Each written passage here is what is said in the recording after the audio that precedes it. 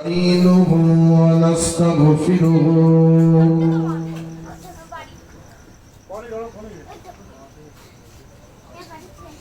ونؤمن به ونتوكل عليه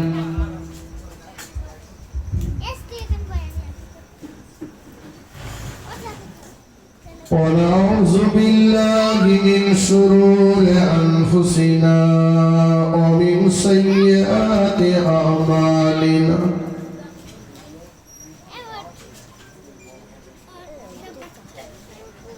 من يهده الله فلا مضل له ومن يضلله فلا هادي له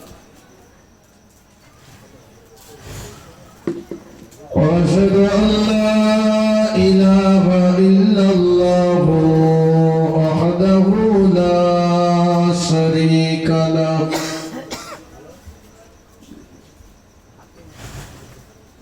وأشهد أن سيدنا وحبيبنا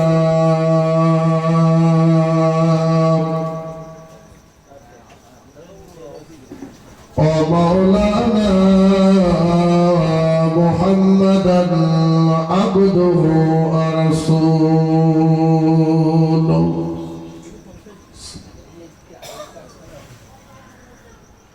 قال الله تعالى أيضا في كتابه مخبرا وآمرا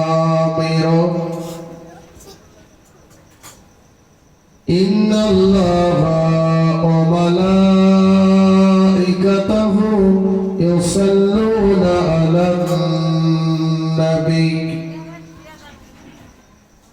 يا أيها الذين آمنوا صلوا عليه وسلموا تسليما اللهم صل على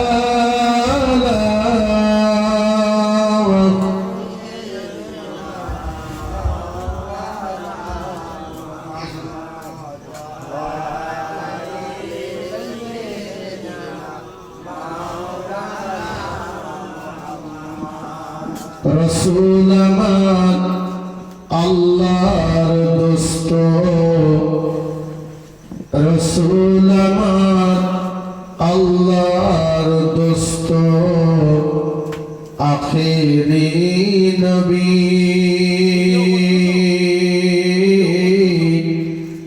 আমরা যেটার আদরের উম্মত উম্মতের করলাম কি আল্লাহুম্মা সাল্লি আলা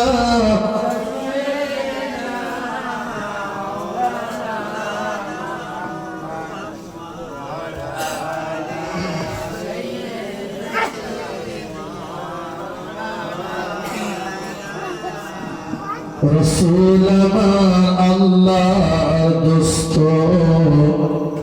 রসুল আল্লাহর দোস্ত আখেরি নবী আমরা যে তার আদরের উম্মত উম্মতের করলাম কি যে নবীর ওসিলাতে আমরা যে নবীর ওসিলাতে আমরা এ দুনিয়াতে এসেছি আমরা যে তার আদরের উম্মত উম্মতের করলাম কি আল্লাহুম্মা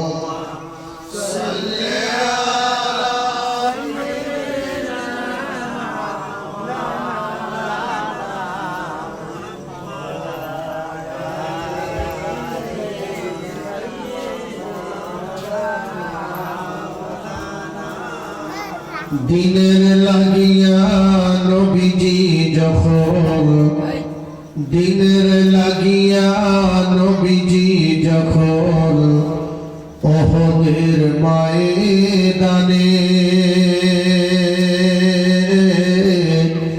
চারিদিক থেকে ঘিরে ফেলল তারে দুষ্ট কাফের গণে নবীজিকে বাঁচাতে তীর বর্ষার আঘাতে নবীজিকে বাঁচাতে তীর বর্ষার আঘাতে কত সাহাবারা হারালো প্রাণ পাখি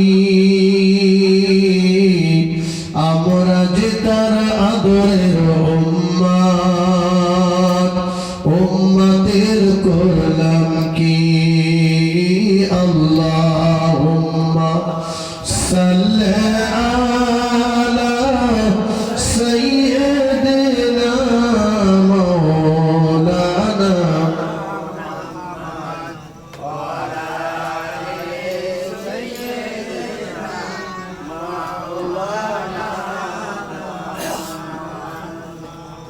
نحمده ونصلي على رسوله الكريم أما بعد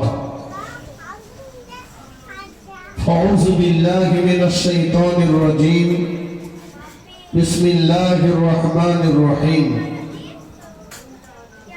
الذي خلق الموت والحياة ليبلوكم أيكم أحسن عملا قال النبي صلى الله عليه وسلم سجن المؤمن وجنة للكافر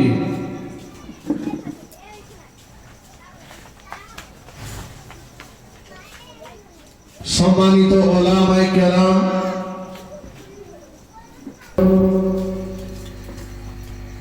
ওয়ালা তামুতুন্না ইল্লা ওয়া আনতুম মুসলিমুন অতক্ষণ পর্যন্ত মরো না যতক্ষণ না পর্যন্ত পূর্ণ ঈমানদার মুসলমান তুমি না হবে মরণ কার কবে হবে কেউ আমরা জানি না জানি কি বাবাজি জানি না তবে এটা নিশ্চিত নির্দিষ্ট দিনে নির্দিষ্ট সময়ে নির্দিষ্ট জায়গাতেই মরণ হবে আগে পরে হবে না মহান আল্লাহর ডাকে যখনই সাড়া দিতে হবে ঈমানটুকু মূল্যবান সম্পদ এটাই নিয়ে হাজিরা দিতে হবে ঈমান নিয়ে যদি না যেতে পারি যত লক্ষ কোটি বার কলেমা শরীফ কোরআন শরীফ খতম করে যদি সবরেসানি করা হয় তার রূহে তার কবরে মার বন্ধ হবে না ঈমান নিয়ে যেতে হবে এখন ঈমান নিয়ে মরতে পারবো কি একদিকে মরণের জাকাতদারি মরণের কষ্ট অপরদিকে ইবলিস শয়তানের ধোঁকা অপরদিকে ইবলিস শয়তানের ধোঁকা সে ঈমানটা লুটে নিতে আসবে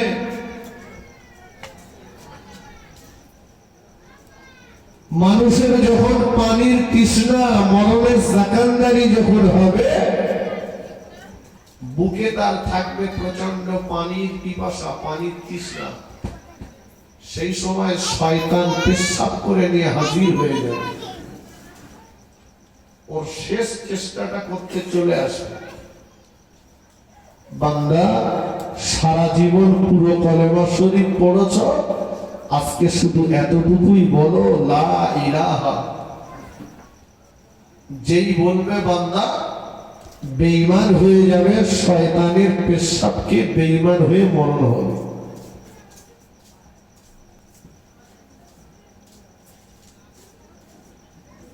মরণের জাকাতদারি মরণের কষ্ট কত কঠিন কোন মুহূর্ত ব্যক্তির পাশে বসে কি দেখা হয়েছে একবার গালটা হা করে একবার বন্ধ করে একবার হা করে বন্ধ করে সব চাইতে আসানের সঙ্গে সহজভাবে আমার রাসূলুল্লাহর জান কবজ করা হয়েছে। তাই আমাদের আম্মা জান আয়েশা সিদ্দিকা রাদিয়াল্লাহু আনহা বর্ণনা করেন, সাময়িকভাবে কিছুক্ষণের জন্য আমি দেখতে পাচ্ছিলাম আমার রাসূলুল্লাহ কপাল দিয়ে দর করে ঘাম বার হচ্ছিল।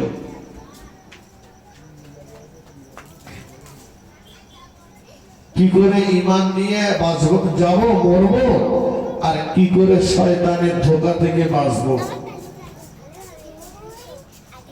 সহজ একটা রাস্তা। যদি ঘরের বাচ্চাটাকে, যদি আমি আপনি আমার আপনার সোনার মানিকটাকে কোরআন শরীফ টুকু শিখিয়ে যেতে পারি, তাহলে মরণের জাকানদারি যখন শুরু হবে, রাসূলুল্লাহ বলেছেন ওই জায়গাটায় বসে তোমরা দুনিয়ার গল্প করো না, জোরে জোরে কান্নাকাটি করো না, ওই জায়গাটায় বসে তোমরা আল্লাহ পাকের নিয়ামতে উজমা কালাম কোরআন শরীফ তেলাওয়াত করো।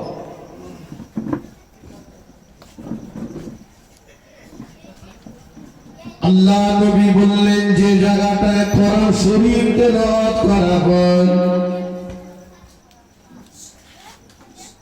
ওই জায়গাটাতে আমার আল্লাহ পাকের রহমত নাযিল হয়। বলো সুবহানাল্লাহ। যে জায়গায় কোরআন তেলাওয়াত হয় ওই জায়গাটায় আল্লাহ পাকের রহমত নাযিল হয়।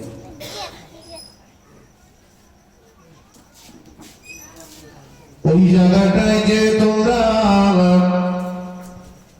কোরআন শরীফ তেলাওয়াত করো, কোরআন পাকের সূরা ইয়াসিন শরীফটা তেলাওয়াত করো, কোরআন শরীফ তেলাওয়াত করলে ওই বান্দা বান্দিটার মরণের জাকানদারিটা কম হয়ে যায়। কোরআন শরীফ তেলাওয়াত করলে ওই বান্দা বান্দিটাকে ঘিরে আল্লাহ পাকের রহমতের ফেরেশতারা দাঁড়িয়ে যায়। ওই বান্দা বান্দির পাশে আর ইবলিস শয়তান আসতে পারে না। সুবহানাল্লাহ বলেন। তাহলে কোরআন শরীফ যদি তেলাওয়াত করা হয় ওই জায়গাটায় আল্লাহ পাকের রহমত নাযিল হয়। কোরআন তেলাওয়াত করলে ওই জায়গাটাতে আল্লাহ পাকের রহমত হয়। ওই মুর্দার মরণের জাকানদারি কম হয়। ওই মুর্দাকে ঘিরে আল্লাহ পাকের রহমতের ফেরেশতারা দাঁড়িয়ে যায়। কে পড়বে কোরআন? আজকে সমাজটাকে যদি দেখি, একটা বাচ্চা ইংলিশ মিডিয়ামে পড়াতে বাচ্চাটার পিছনে আমরা যে পরিমাণে টাকা ব্যয় করি কোরআন শরীফ শেখানোর ব্যাপারে, একদিকে গার্জিয়ানের নাই সেই আগ্রহ, অপরদিকে কোরআন শরীফ শেখাতে 50 টাকা খরচ করতে কলিজা ফেটে যায়।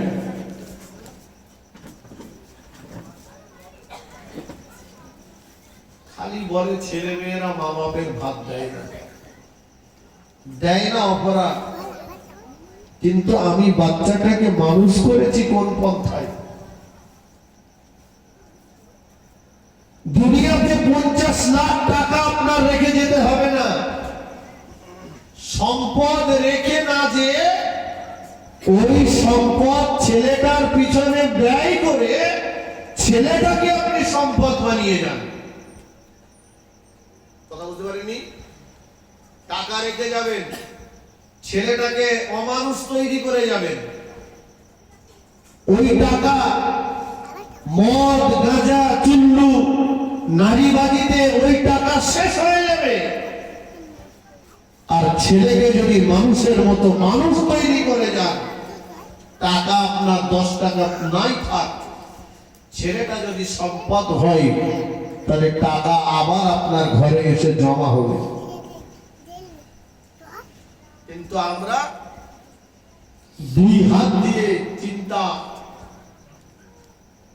সকাল হলে দক্ষিণ ভেবিয়ার বাজারে যে ছো করে ঘুরে বেড়াচ্ছে লটারির টিকিট কিনতে, বুঝতে পারেনি? লটারির টিকিট খুঁজতেছে, 10 টাকাতে কেটে যদি 10 লাখ পাই ছেলের রেখে যাবে, ছেলের জন্য রেখে যাবে। আমরা টাকা রেখে যাওয়ার জন্য গুরু বলে দিয়েছি বউটাকে, যা তুই চলে যা, সম্পদ বাড়িয়েছি, কিন্তু ছেলেটাকে মানুষের মতো মানুষ তৈরি করতে পারিনি। আমি মরে যাব, বসিরহাট থেকে হুজুর আনবি, তা না হলে বড় একটা হুজুর আনবি ফুরফুরার থেকে, কি দেশের কোন বড় একটা বিরাট ডিগ্রিধারী হুজুর আনবি, এনে আমার জানাজা পড়িয়ে দিবি, ব্যাস জান্নাতে চলে যাবে। হুজুরের দোয়া, হুজুরের জানাজা, এত টাকা, কথা ঠিক কিনা?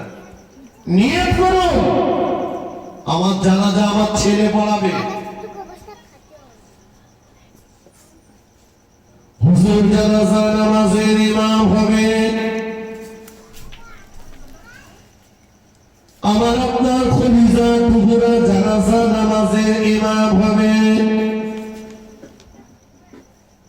হুজুরের কান্না এত টাকার কান্না, সন্তানের কান্না, এত মোহাব্বতের কান্না। সন্তান যখন আব্বা মায়ের লাশটাকে সামনে রেখে জানাজার ইমাম হয়ে যাবে, এটা আমার আব্বা, এটা আমার আম্মা, এটা আমার আব্বা, এটা আমার আম্মা। সোনার মালিক যখন আব্বা মায়ের লাশকে সামনে রেখে আল্লাহু আকবার বলে আল্লাহ পাককে ডাকবে, আল্লাহ পাকের রহমতের দরিয়ায় জোশ পেরে যাবে। আল্লাহ নবী বলেছেন, সন্তানের চোখের পানি নাকের ডগায় আসার আগে ওই দোয়াটা আল্লাহ পাকের দরবারে কবুল হয়ে যায়।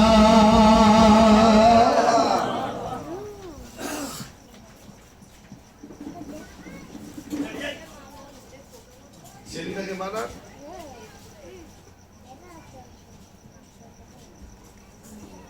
আব্বা মরে গেছে, মা মরে গেছে, বছরে একদিন করে ওর আব্বা মার কথা মনে পড়ে। কেউ কেউ করে, কেউ তো জীবনে মনেও পড়ে না, আর কারোর একটু মনে পড়ে।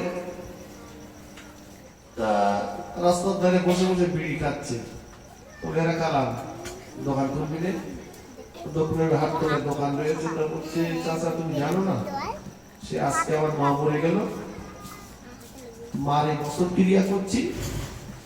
তো বছর ক্রিয়া করছি তো তুই বিড়ি খাচ্ছি কেন বসে? তো বলছে, মাদ্রাসার ছেলেরা বাড়ি খতম করতেছে, তাই আজকে দোকান খুলবে।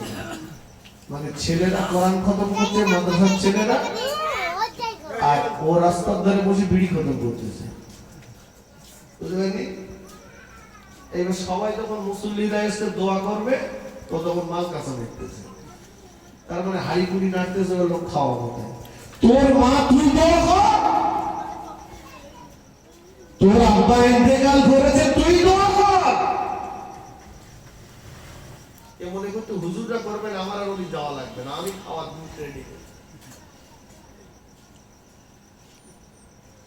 সারা গ্রামের মানুষের চোখের পানি আর তোর চোখের পানি কি এক হবে?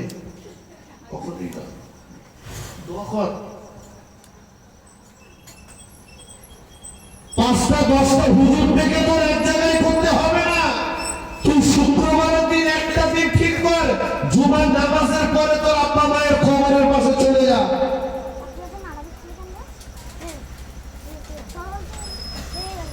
যে যে আমি আব্বা আমার কবরের পাশে তো যাবো, কিন্তু আমি তো আরবি বলতে পারি না।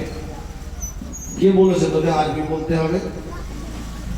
তুমি তো দরুদ শরীফ পড়তে জানো, কলেমা শরীফ পড়তে জানো, তুমি তো দরুদ শরীফ পড়তে জানো, চাও না দরুদ শরীফ কলেমা শরীফ পড়ে তোমার ছেলেটাকে সঙ্গে করে নিয়ে ওই কবরস্থানে চলে যাও।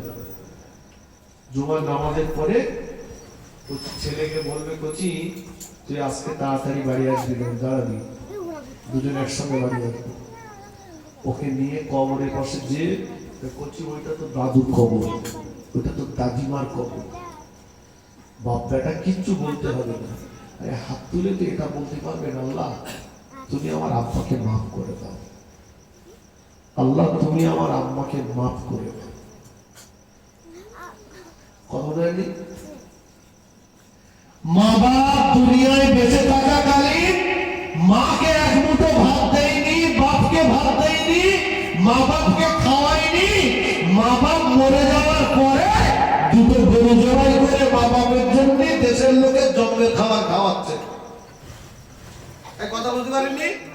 জীবনে মারে ভাত দেয়নি, বাপের ভাত দেয়নি, মা বাপ মরে গেছে, একেবারে জোগাড় যন্ত্র করে দুনিয়ার লোকের খাওয়াচ্ছে। দুনিয়ার লোকের খাওয়ালে কি হবে? তোর কবরে বাস করা বন্ধ হবে?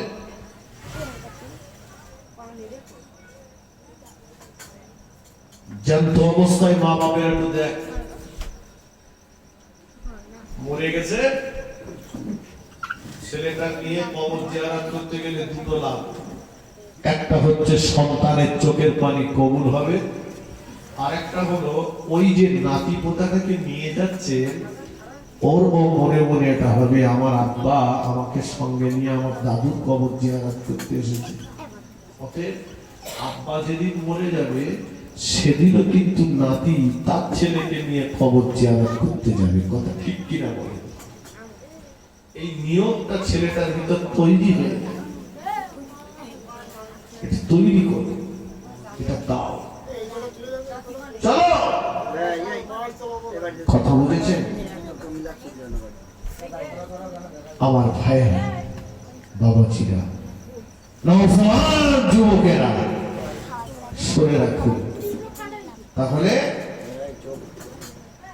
মরণের সাকান্দারি, মরণের কষ্ট থেকে যদি বাঁচতে হয়, আল্লাহ নবী বলেছেন তিনটে আমল করো। আল্লাহ নবী বললেন, সাবিরা ও আমার সাবিরা, তোমরা যদি মনে মনে করো তোমাদের মরণের কষ্টটা কম হয়ে যাক, মরণটা তোমাদের আসানের সঙ্গে হয়ে যাক, মরণটা তোমাদের সহজভাবে হয়ে যাক, আমি আল্লাহ নবী বলছি তোমরা তোমাদের জীবনের তিনটে আমল করো। আল্লাহ নবী বললেন, এক নম্বরে 5 ওয়াক্ত নামাজ জামাতের সঙ্গে আদায় করো। 2 নম্বরে আল্লাহ নবী বললেন, প্রত্যেকটা ফরজ নামাজের পরে একবার করে আয়াতুল কুরসিটা পাঠ করো। ফজরের নামাজের পরে আল্লাহ পাকের পাক কালাম কোরআন শরীফের সূরা ইয়াসিন শরীফটা তেলাওয়াত করো।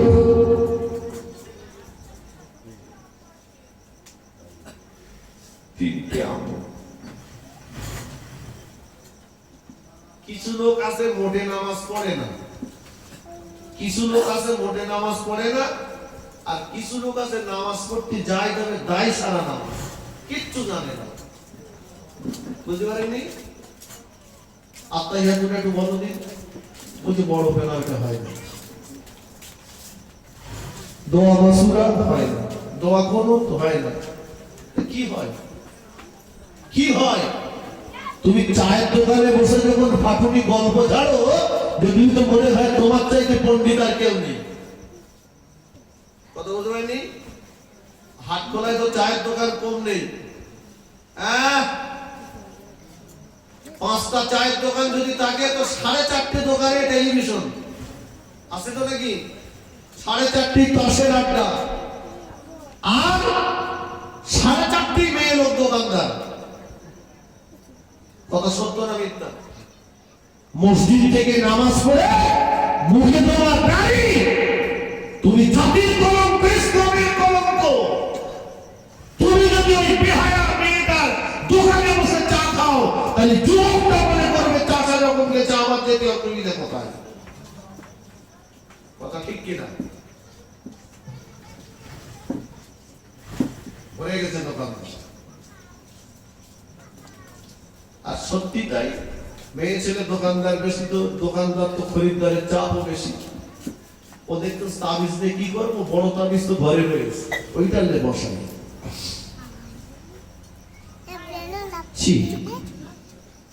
পয়সা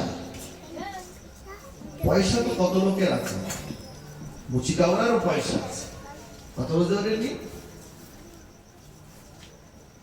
পয়সা ইনকাম করতে যে এতটা নিচে নেমে গেছি আমরা, তাহলে বাচ্চাটাকে কি করে আমাদের ঘরে সেই ছেলে জন্ম নেবে ভেবেছেন একবার? আমার ভাইয়েরা, আমার বাবাজিরা, নামাজের নিয়ম কানুনগুলো একটু শিখুন। শিক্ষার পথের সবচেয়ে বড় বাধা হলো লজ্জা। কি বলেছি? লজ্জা। সময়টা মসজিদে দেন না, মসজিদে গেলি তো কখন বেরোবো, কখন বেরোবো, টপা টপ মেরে বেরোবো। উদাহরণ কি বলেছে আল্লাহ জানে, জানে টপাটা মেরেই একটু সালাম ফিরিয়ে একটু দোয়া দরুদ পড়বে, কি একদম সালাম ফেরানো শেষ তো হাত তুলে আল্লাহ হবে, জমি দাও, জায়গা দাও, ভাত দাও, বাড়ি দাও, টাকা দাও, পয়সা দাও, হাত শুধু এনে করতে হবে যে মাল দাও। নামাজের পরে দোয়া দরুদ পড়বে। নামাজ হচ্ছে কিনা আল্লাহর কাছে বলবে যে আল্লাহ তুমি আমার নামাজটা কবুল করো, বলার সময় খালি মাত্র কিচ্ছু জানো না, তুমি এত মাল চাচ্ছ কেন? শেখার চেষ্টাও নেই। সুবহানাল্লাহ বলে নামাজ, সুবহানাল্লাহ বলে নামাজ তো ততক্ষণ হবে যতক্ষণ তুমি শেখার চেষ্টা করেও শিখতে পারবে। কি তুমি মোটে চেষ্টা করলে না সুবহানাল্লাহ বলে নামাজ পড়লে হবে?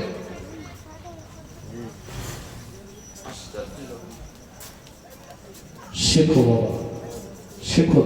আল্লাহ রাসূল বলেছেন দোলনা থেকে নিয়ে আর কবর পর্যন্ত জ্ঞান গ্রহণ করো। লজ্জার কিছু নেই, শিখতে থাকো, শেখো। তুমি শেখো, বাচ্চাটাকেও শেখাও। অনেক মায়ের আওয়াজ শুনছেন, কি হবে আওয়াজ শুনে? মেয়েরা আওয়াজ শুনছে বটে, কিন্তু কাজ নেই। এটা রবিউল সানি মাস। বড় পীর সাহেবের আম্মা বড় পীর আব্দুল কাদের জিলানী হুজুরকে মাদ্রাসায় দিয়েছে। আলিফ বেতে সে থেকে শুরু করে বড় পীর সাহেব হুজুর 18 পারা কোরআন শরীফ মুখস্থ করে ফেলেছেন। সুবহানাল্লাহ।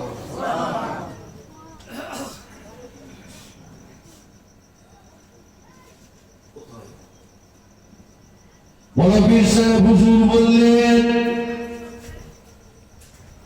আমি যখন আমার আম্মার গর্ভে ছিলাম,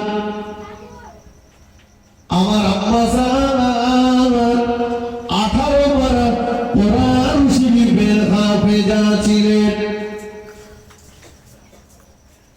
18 পারা। আমাদের পশ্চিম মারা বিয়ে হবে না বলে কোরআন শরীফ শিখলো, বিয়ে হবে না বলে।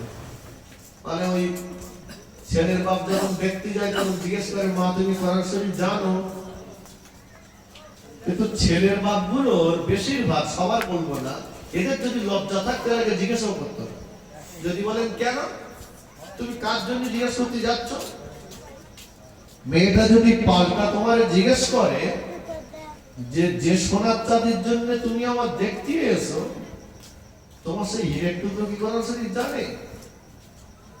সে তো কলকে কোম্পানির ম্যানেজার, বুঝলেনি?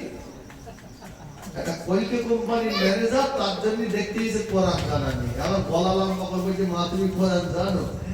পাল্টা মেয়েরা যদি বলতো যে কোরআন ছেলেরা না জানলে বিয়ে করবো না, ছেলেগুলোর বিয়ে করা মাথায় বুঝতে পারেননি?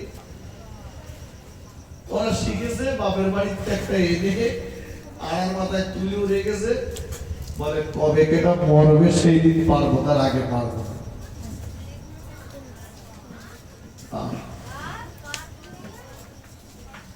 গৌসুল আজম বড় বিশ্বাস হুজুর কেবলা বললেন, আমার আম্মা জান প্রতিদিন এক পারা করে কোরআন শরীফ তেলাওয়াত করতেন। এক পারা কোরআন শরীফ তেলাওয়াত না করে আমার আম্মা জান ঘুমাতেন না।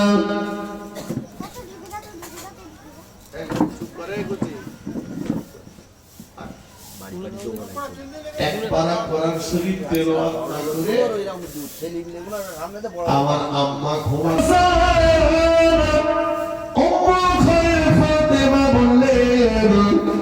আমার আব্দুল কাদেরকে দোলনা শুয়ে দিয়ে আমিও জোর দুহিনী মা দোলনাতে দোল দিতাম, কোরআন শরীফ তেলাওয়াত করতাম, দোলনাতে দোল দিতাম, কোরআন শরীফ তেলাওয়াত করতাম, যতক্ষণ পর্যন্ত আমার একবার কোরআন শরীফ তেলাওয়াত না করা হতো আমার আব্দুল কাদের ঘুমাতো না। জোরে বলো সুবহানাল্লাহ। দুটো কথা থাকে, একদিকে মা গর্ভে যখন বাচ্চা ছিল মা এক পারা না করে ঘুমাতেন। এখন টেলিভিশন, বড় টেলিভিশন সব বাড়ি না থাকলেও ছোট টেলিভিশন খুব একটা বাড়ি মিস নেই। কি বলেন দাদা? ও সব আছে। হ্যাঁ, নেট ভরতেছে আর কোচিং মা শুয়ে পড়ে পড়ে দেখতেছে। আরে সর্বনাশ। আর কখন কোরআন শরীফ পড়বে বলেন দিন? উদিও পাগল করেছে, খেলা কল। আর কোচি কোচির কানের কাছে কার্টুন না দিলে কোচি ঘুমোয় না। ও কার্টুন দেখতে দেখতে ঘুমোয়, কি অভ্যাস দেখে। আর বড় পীর সাহেবের আম্মা বলছে, যতক্ষণ আমার এক পারা তেলাওয়াত না হবে ততক্ষণ আমার আব্দুল কাদের ঘুমাবে না। জোরে বলুন না সুবহানাল্লাহ। চিন্তা করেছেন কত পার্থক্য। কেন আমাদের ঘরে আব্দুল কাদেরের মতো বড় পীর সাহেব হুজুর রহমাতুল্লাহ আলাইহির মতো সন্তান কেন আমাদের ঘর নেই? আসলে বাচ্চা ধারণ করার ফ্রেম গুলো নষ্ট হয়ে গেছে। মায়েদের ভিতরে কবরের ভয়, মরণের ভয় উঠে গেছে।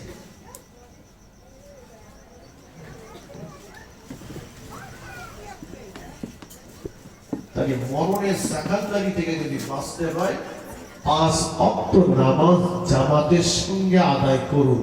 5 ওয়াক্ত নামাজ কি করে পড়বে? নামাজ আল্লাহু আকবার। যত দ্বন্দ্ব, যত ঝামেলা, যত বিবাদ সব মসজিদই লেগে গেছে। এ বলে ও নামাজ পড়ে আমি পড়বো না, ও বলে ও পড়ে আমি পড়বো না। গুদুগুদি করে মুসলমান শেষ হয়ে গেল। কথা বুঝলেন? আমাদের একে অপরের সঙ্গে শুধু গুদুগুদি, ক্ষমা নেই, ত্যাগ নেই, ভালোবাসা নেই, মহব্বত নেই।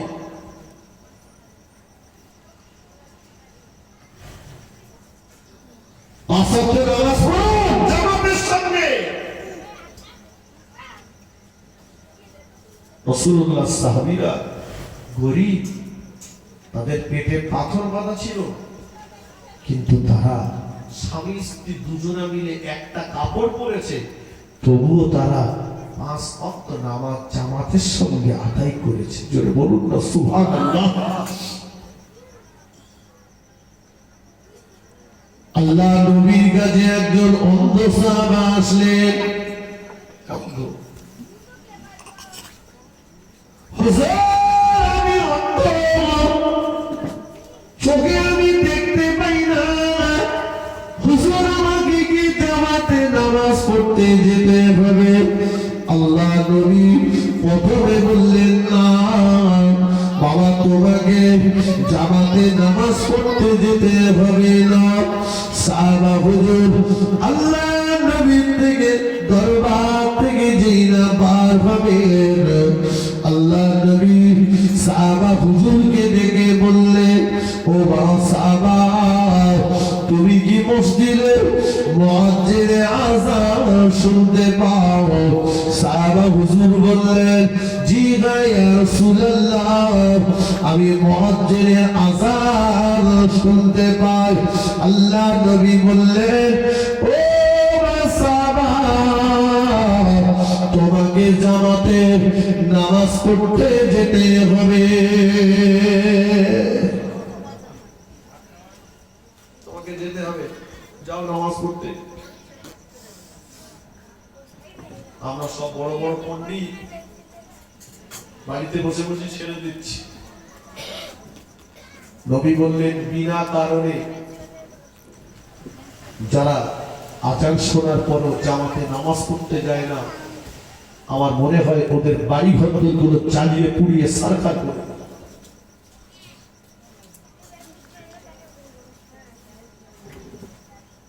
আল্লাহ রাসূল একদিন আমাদের আম্মা জান হযরত আয়েশা সিদ্দিকা রাদিয়াল্লাহু তাআলা আনহা হুজরাতে অবস্থান করছেন। আল্লাহ রাসূল আমাদের আম্মা জান আয়েশা সিদ্দিকা রাদিয়াল্লাহু আনহা হুজরাতে রাত্রিবেলা অবস্থান করছে।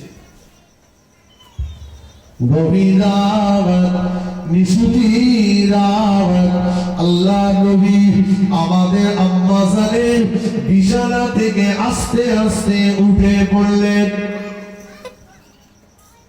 আল্লাহ রাসূলের চিন্তা যে আমি উঠব, তবে আয়েশার ঘুম যেন না ভাঙে।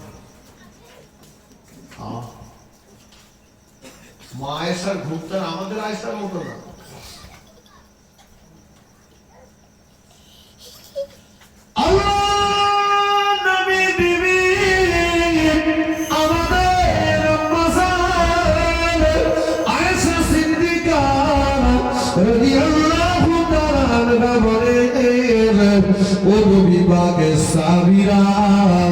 আল্লাহ পাক আমি আয়েশাকে কয়েকটা গুণের অধিকারী করেছে। এক নম্বরে, ও নবী পাকের সাবিরা, আল্লাহ নবীর 9টা 11টা বিবি ছিল। এই 9টা 11টা বিবির ভিতরে আমি আয়েশা হলাম কেবলমাত্র আল্লাহ নবীর কুমারী বিবি। জোরে বলো সুবহানাল্লাহ।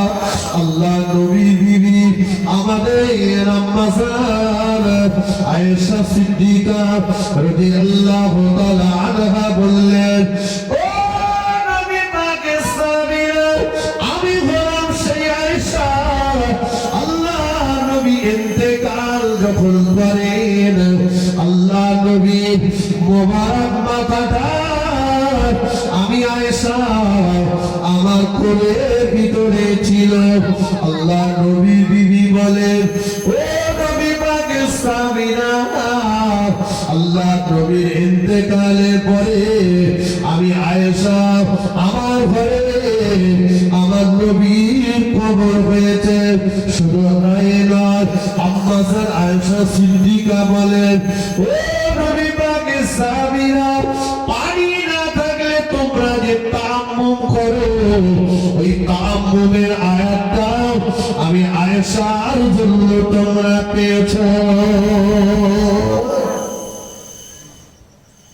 কতটা গুণের অধিকারী! আয়েশা বলছেন, আমি হলাম নবীর একমাত্র কুমারী বিবি। মা আয়েশা বলছে, রাসূল যখন ইন্তেকাল করে রাসূলুল্লাহর মাথাটা আমার কোলে ছিল, আর আমার ঘরে রাসূলুল্লাহর কবর হয়েছে। রাসূলুল্লাহ বিবি আম্মা জান বলছেন, তোমরা যে তায়াম্মুম করো, পানি না থাকলে কি তায়াম্মুম করতে হয়? এই তায়াম্মুমের বিধানটা আমি আয়েশার জন্যই পেয়েছো। রাসূলুল্লাহ সফর থেকে ফিরছেন, মা আয়েশার সঙ্গে রয়েছেন। হঠাৎ আম্মা জান আয়েশা বলছেন, ইয়া রাসূলুল্লাহ, আমার গলার হার হারিয়ে গেছে। তো আল্লাহ রাসূল বললেন, কাফেলা দাঁড়িয়ে যাও। আল্লাহ রাসূল বললেন, সাহাবীরা তোমাদের আম্মা জানের হার হারিয়ে গেছে, তোমরা খোঁজো। সবাই খুঁজতে লাগলেন। খুঁজতে খুঁজতে সাহাবীদের আসরের নামাজটা কাজা হয়ে যাওয়ার উপক্রম। সবাই বলছে, আবু বকর তোমার মেয়ে আয়েশার জন্য আজকে আমাদের নামাজ মনে হয় কাজা হয়ে যায়, এখানে তো পানি নেই, কোথায় উযু করব? আল্লাহ পাক কোরআনের আয়াত নাযিল করে তায়াম্মুমের বিধানটা দিলেন। একটু জোরে বলুন সুবহানাল্লাহ। মা আয়েশা সিদ্দিকা বলছে, তোমরা তায়াম্মুমের বিধানটা আমি আয়েশার জন্য পেয়েছি। যে আয়েশা হাদিসের হাফেজা, সেই আয়েশা সিদ্দিকা রাদিয়াল্লাহু আনহা জাহান্নামের ভয়ে, কবরের ভয়ে কাঁদতেছে, কাঁদে। আর আমাদের আয়েশারা সকাল হলি ঝাঁটানে পাতা কুড়িতে যাচ্ছে কবরের সাথে, ছাগল গরু বাঁধতে যাচ্ছে। এর কবরের ভয় নেই, মরণের ভয় নেই, বুঝতে পারেননি? আম্মা জান আয়েশা সিদ্দিকা রাদিয়াল্লাহু আনহা আল্লাহ রাসূলের বিবি, তিনি হাদিসের হাফেজা, মহিলা সাহাবীদের ভিতরে সবচাইতে বেশি হাদিস বর্ণনা করেছে। আম্মা আয়েশা সিদ্দিকা রাদিয়াল্লাহু আনহা, তাকে কোনোদিন বেপরদায় দেখা যায়নি। রাসূলুল্লাহর ইন্তেকালের পরে মা আয়েশা কবর জিয়ারত করেছে স্বাভাবিক অবস্থা। ওই জায়গাটায় হযরত আবু বকর সিদ্দিকের দাফন করা হলো, এই স্বাভাবিক পোশাকে কবর জিয়ারত করবে। যেই ওখানে হযরত ওমর ফারুক হুজুরকে দাফন করা হয়েছে, আম্মা আয়েশা বোরকা ছাড়া কখনোই যাননি। কোথায় পর্দা?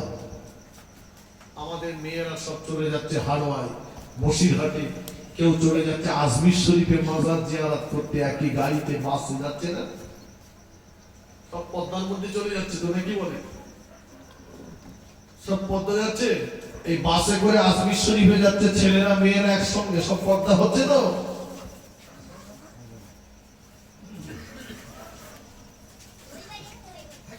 বাবাজি, পর্দা আর নেই, শেষ হয়ে গেল।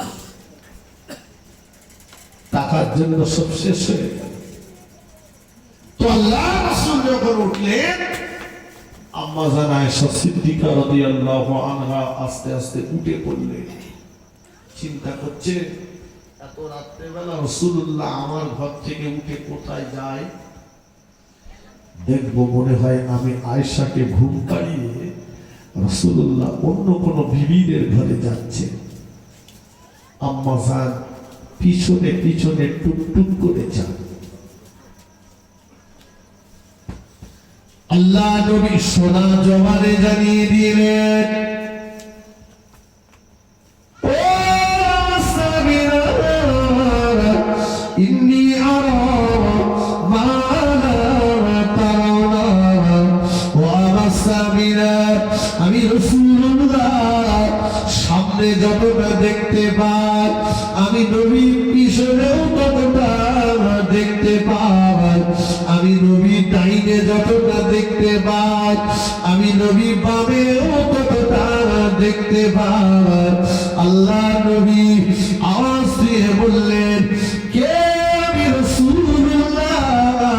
আমার পিছনে আম্মা জান আয়েশা সিদ্দিকা রাদিয়াল্লাহু তাআলা আনহা পিছন দিক থেকে জবাব দিলেন, হুজুর আপনার পিছনে আপনার লাল টুকটুকে বিবি আয়েশা।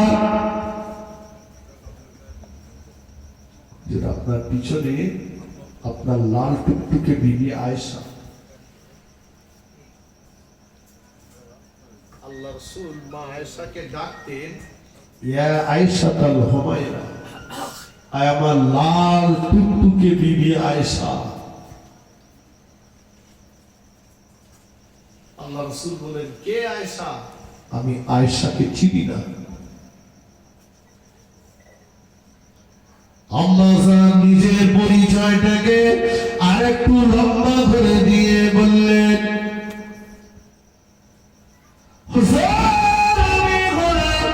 আবু বকর সিদ্দিকের পরিচয়টুকু আয়েশা।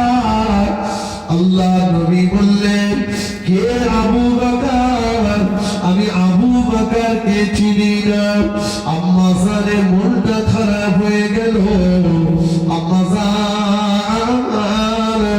নিজের পরিচয়টাকে আরেকটু লম্বা করে দিয়ে বললেন, মুহাম্মাদুর রাসূলুল্লাহ সাল্লাল্লাহু আলাইহি সাল্লামের সাহাবা হলেন আবু বকর, আমি বললাম আবু বকরের কলিজা টুকুনি আয়েশা।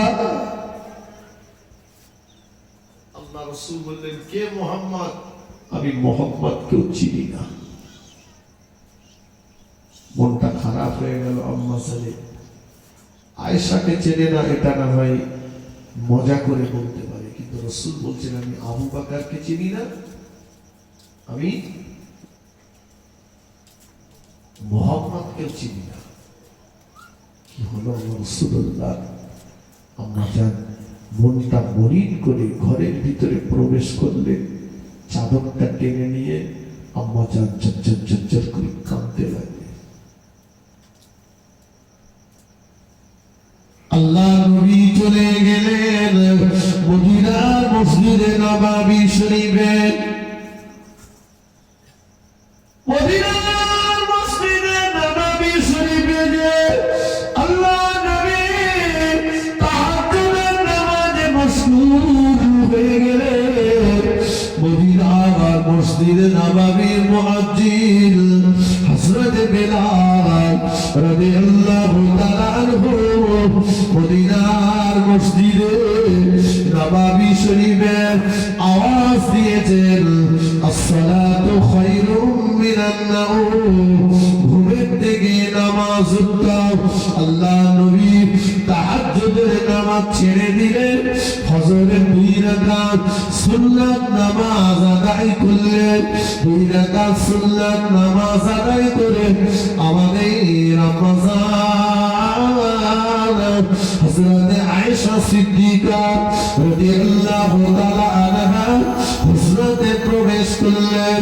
প্রবেশ করে দেখে আমাদের রমজান আয়েশা সিদ্দিকা রাদিয়াল্লাহু তাআলা আনহা একটা চাদর মুড়ি দিয়ে শুয়ে আছে। আল্লাহ নবী যে আমাদের আম্মা জানের চাদরটা একটু মৃদুভাবে টান দিলেন, টেনে বললেন, ও আমার লাল টুকটুকে বিবি আয়েশা, ফজরের আযান হয়ে গিয়েছে, আয়েশা ওঠো, ফজরের নামাজ আদায় করে দাও।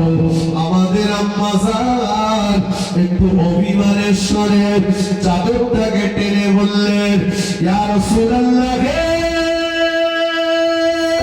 ইয়া হাবিবাল্লাহ, হুজুর একটু আগেই তো আপনি বলছিলেন কে আয়েশা, আমি আয়েশাকে চিনি না, আমি আবু বকরকেও চিনি না, এখন আপনি বলছেন আয়েশা উঠে পড়ো। আমার রাসূলুল্লাহ আমাদের আম্মা জানের পাশে বসে বললেন, মাথায় হাতটা বুলিয়ে দিয়ে বললেন, ও বিবি আয়েশা, আমি রাসূলুল্লাহ আমার সম্মুখে যখন নামাজের সময় এসে যায়, নামাজের সময় হয়ে যায়, ওই সময় আমি দুনিয়ার কাউকে আর চিনতে পারি না।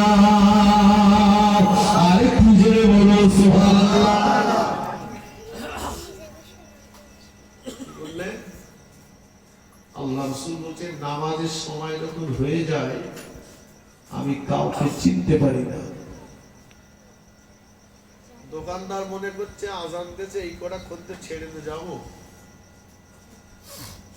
না, এই কটা লেখাই যায়, ছেড়ে গেল নামাজ। কথা বলতে পারিনি। দেখবেন আমি হিন্দু মুচি খাবার জন্য ওয়াজ করছি, মুসলমানের জন্য বলছি। ক টাকার মাল আছে আপনার দোকানে? হাজি সাহেবদের কাছে শুনে দেখেন, আল্লাহ তো আমি গুনাহগার, আমাকে দেখিয়েছে মক্কা মদিনাতে লক্ষ লক্ষ টাকার মাল আজান হয়েছে, দোকান বেচা কেনা বন্ধ। আমি কাবা শরীফে নামাজ পড়তে যাচ্ছি, কাবার খুব নিকটবর্তীতে ছিলাম, তো বিল্ডিং এ আছি, কাবা শরীফে আজান হচ্ছে শুনতে পাচ্ছি, বার হলাম, নামাজের জন্য যাচ্ছি কাবা শরীফে। তো 2 রাকাত নামাজ আদায় করে আসলাম। 2 রাকাত নামাজ আদায় করে রাস্তাতে একটা দোকানের ভিতর ঢুকলাম, তখন আজান হচ্ছে, বাংলাদেশিরা আছে প্রত্যেকটা দোকানে। তো আমাকে বলছে যে 1,00,000 টাকার মাল নিলেও আর হবে না, আজান হচ্ছে, নামাজ হবে তারপরে। কথা বুঝতে পারেননি? 4 টাকার মাল নে, বলে এইগুলো শেষ করে তাই যাই। যা শেষ কর, তোর পয়সা কোন দিক থেকে শেষ হবে তুই নিজেই জানবি। কথা বলতে পারেননি? এত টাকা বেচা কেনা হচ্ছে, কি হচ্ছে? পয়সা সব শেষ। কি ব্যাপার? বলে বগলের তলে একটা ফোড়া হয়েছে, উঠি পেয়েছে 60,000। কথা বুঝতে পেরেছেন? বাবা, রুজির মালিক কে? জুড়ে বলে, রুজির মালিক আল্লাহ। আপনি ছেড়ে দেন, মসজিদে চলে যান, জামাতে যে নামাজটা পড়ুন, খরিদ্দার কোত্থেকে আসবে আপনি নিজেই ভাবতে পারবেন। কিন্তু এই বিশ্বাসটা আমাদের এখনো জোগাড় হয়নি। এই বিশ্বাসটা আমরা কি বললাম? আল্লাহ ওলি হযরত আব্দুল্লাহ ইবনে মুবারক রাহমাতুল্লাহ আলাইহি, উনি লোকালয় থেকে একটু দূরে বাড়ি করেছেন। তো উনি যখন ওই বাজারে যান, উনি দেখেন এই গ্রামের মোড়ের কাছে একটা দোকানদার আছে। দোকানটা হচ্ছে কর্মকার, কামার। কত বুঝতে পারেনি? তো ওই কামার দেখে, হুজুর আগে সালাম দেবেন নিয়ত করেন, কিন্তু কর্মকারটা হুজুরকে আগেই সালাম দেন। তো আল্লাহর ওলি একদিন যাচ্ছেন, যে দেখছেন দোকানদারের দোকানটা বন্ধ। আপনি রাস্তা দিয়ে যান, একটা দোকানদার প্রত্যেকদিন আপনার সালাম দেয়, তার প্রতি একটা মায়া তো আপনার হবেই, ভালোবাসা তো জন্ম নেবেই। তো ভাবছেন দোকানদারের দোকানটা বন্ধ, মনে হয় বেচারা কোনো কুটুম বাড়ি টাড়ি গেছে। কিন্তু পরে আরো 2-3 দিন দেখছেন একই ব্যাপার, দোকান বন্ধ। কি ব্যাপার? খোঁজ নিয়ে দেখছেন যে কর্মকার দুনিয়াতে বেঁচে নেই, মারা গেছে। আল্লাহর ওলি বাড়িতে চলে গেলেন, কাশপ হালতে বসে গেলেন। কাশপ হালতে বসে যে দেখছেন আল্লাহ পাক ওই কর্মকারের কবরটাকে আল্লাহ জান্নাতের বাগান বানিয়ে দিয়েছেন। সুবহানাল্লাহ।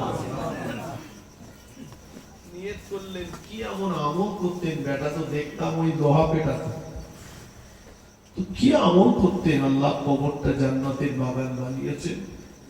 যাই একটা ওনার বাড়িতে গেলেন, সালাম দিলেন। পর্দার আড়াল থেকে ওনার বিবিকে জিজ্ঞাসা করছেন, উনি আমাকে খুব মহব্বত করতেন, যখনই যেতাম উনি আমাকে সালাম দিতেন, আমার খুব ভালো লাগতো, কিন্তু আজ কয়েকদিন ধরে দেখছি যে ওনার দোকানটা বন্ধ। তা আমি সংবাদ পেয়েছি উনি ইন্তেকাল করেছেন। তো আমার খুব ইচ্ছে হলো, আমি কাশফ হালতে বসে দেখছি আল্লাহ পাক কবরে ওনাকে খুব ভালো রেখেছেন। ওনার জীবনে কি আমল ছিল, গোপনে গোপনে আমল কি করতে, এমন কর্মকারে বিবি বললেন, হুজুর কি বলবো আপনাকে, আমরা বড় গরিব মানুষ, এমন কোন আমল ইবাদত আমার স্বামীর ভিতরে ছিল না।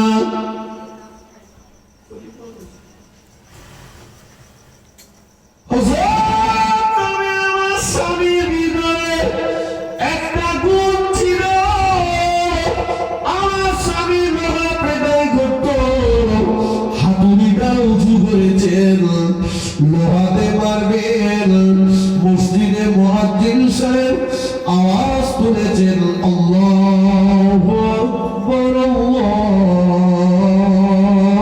আল্লাহু আকবার। যেইরা আওয়াজ তুলেছেন, এই আওয়াজটা যখন আমার স্বামীর কর্ণগোচর হয়েছে, আমার স্বামী আর এই হাতুড়িটা লোহাতে না মেরে হাতুড়িটা নিচে নামিয়ে রেখে ওযু করে দিয়ে মসজিদে চলে গিয়েছে, জামাতে নামাজ আদায় করেছে, আবার ফিরে এসেছে, আবার নিজের কাজে মত্ত হয়ে গিয়েছে। আবার যখন আযানের আওয়াজ পেয়েছে আমার স্বামী যে অবস্থাতে ছিল ওই অবস্থাতে কাজটা বন্ধ করে মসজিদে জামাতে শরীক হয়ে গিয়েছে। আল্লাহর ওলি আব্দুল্লাহ ইবনে মুবারক রাহমাতুল্লাহ আলাইহি বললেন, ও বাবা, কি বলবো আপনাকে, শুনে রাখুন, আপনার স্বামীর ইবাদতে আল্লাহ পাক বড় খুশি হয়ে গিয়েছেন। আল্লাহ পাক আপনার স্বামীর কবরটাকে জান্নাতের বাগান বানিয়ে দিয়েছে।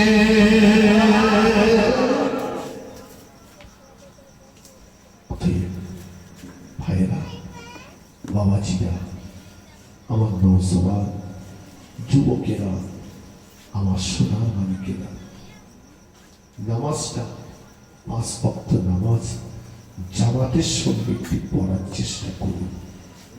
কথা বলেছি, 5 ওয়াক্ত নামাজ জামাতের সঙ্গে পড়ার চেষ্টা করুন। আর 2 নম্বরে, নামাজের পরে আয়াতুল কুরসিটা পাঠ করুন।